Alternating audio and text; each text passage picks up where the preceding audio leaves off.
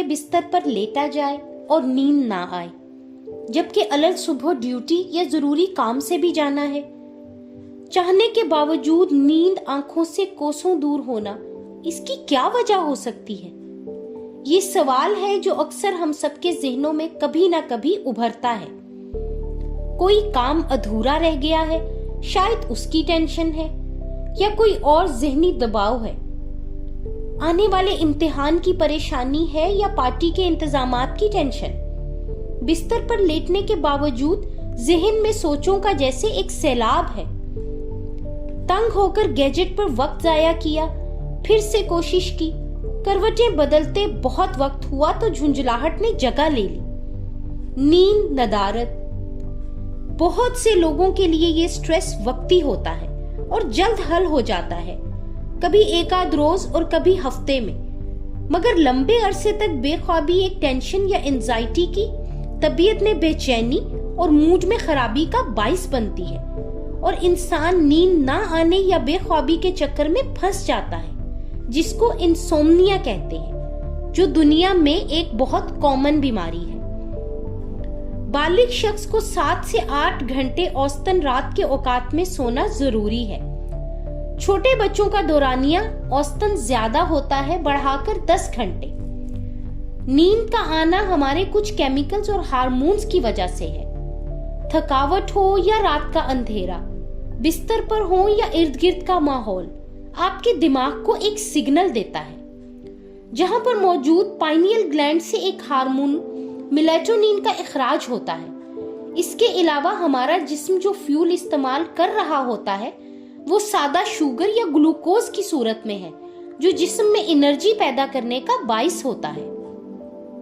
हमारे जिस्म के तमाम सेल्स हमारे एनर्जी स्टोर जखायर को इस्तेमाल करते हैं, जिनकी वजह से जो तोड़ फोड़ होती है उससे मुख्तलिफ बाय प्रोडक्ट्स बनते हैं, जिनमें से एक एडिनोसिन है।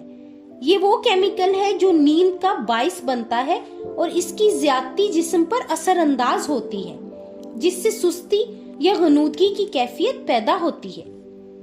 हमारे दिल की धड़कन में कमी, सांस के अमल का स्लो होना और जिस्म के उजलात का ढीला या रिलैक्स होना शामिल है। नींद मुकम्मल ना होने की वजह से लर्निंग यानी सीखने की सलाहियत, मेमोरी, मूड का खराब होना से लेकर हमारे रिस्पॉन्स या किसी काम में रिएक्ट के वक्त भी फर्क पड़ता है। नींद की कमी से हेलुसिनेशन या नजर में फ्रेब होने लगता है, हाई ब्लड प्रेशर होता है और यहाँ तक कि ज़ियाबितिस यानी डायबिटीज का भी बाइस बनता है। चाय और कॉफी में जो कैफीन की मिकदार होती है वो असल में इसी केमिकल यानी एडिनोसिन के रिसेप्टर्स को ब्लॉक करती है, जिसकी वजह से गनूदगी पैदा नहीं होती। बेआरामी की वजह चाहे कुछ भी हो, साथी के खराटे हों या जिस्म में किसी जगह तकलीफ या दर्द, और कोई बहुत ज्यादा जज्बाती या जहनी दबाव। बहुत ज्यादा नींद की कमी आपके रात के वक्त को तो खराब करती ही है, बल्कि आपकी सेहत पर भी बुरे असरात डालती है। देखा गया है कि अक्सर अफराद में नींद की कमी का दौरानिया शॉर्ट टर्म होता है, जो हम सब के लिए थकन का बाइस तो बनता ही है, मगर वो अफराद जो किसी क्रॉनिक बीमारी जैसे सांस या मैदे की बीमारी का शिकार होते हैं, उनके लिए मजीद परेशानियों का बाइस बनता है।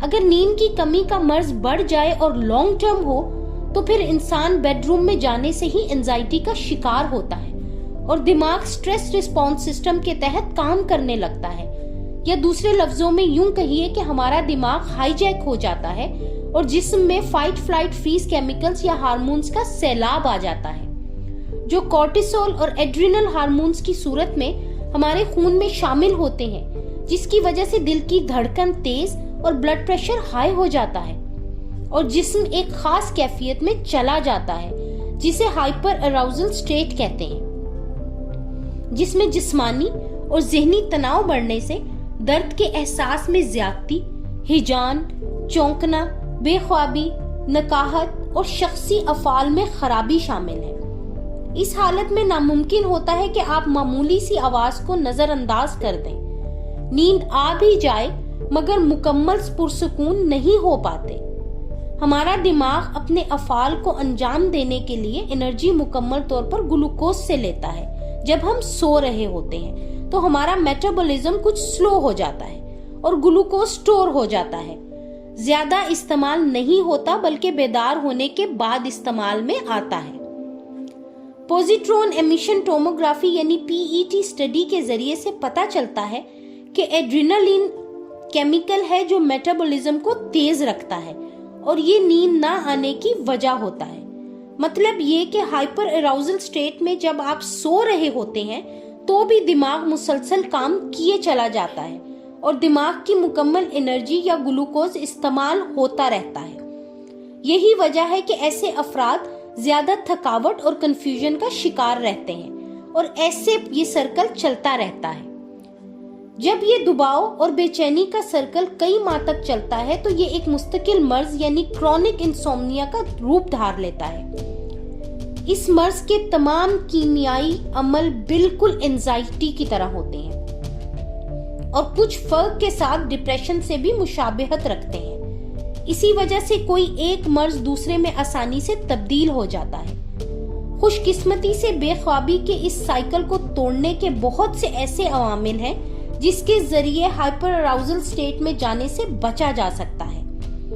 ایک تو سب سے اہم چیز جو سب کو معلوم بھی ہے کہ اپنے سونے کے ٹائم کو بہتر طریقے سے سکیڈول کریں.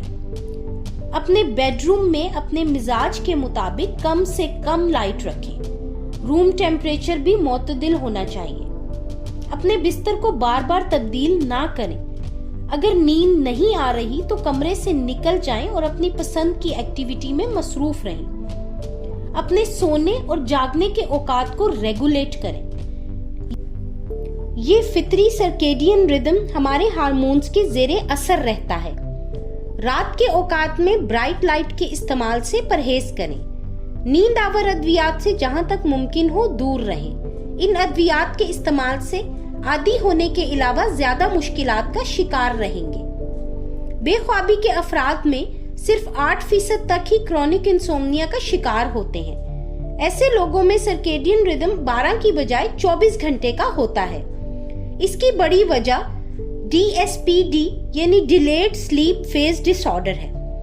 اسی وجہ سے ان کے نارمل دن اور رات کا پورا نظام خراب رہتا ہے. ان کا بے خوابی کا شکار ہونا کسی سٹریس کا نتیجہ نہیں ہوتا. وہ اپنے دیر سے سونے کے طریقے پر ہی زندگی گزارتے ہیں. لیکن ہمارا اپنے مقررہ وقت پر سونا ہمارے جسمانی اور ذہنی استعداد کا باعث بنتا ہے.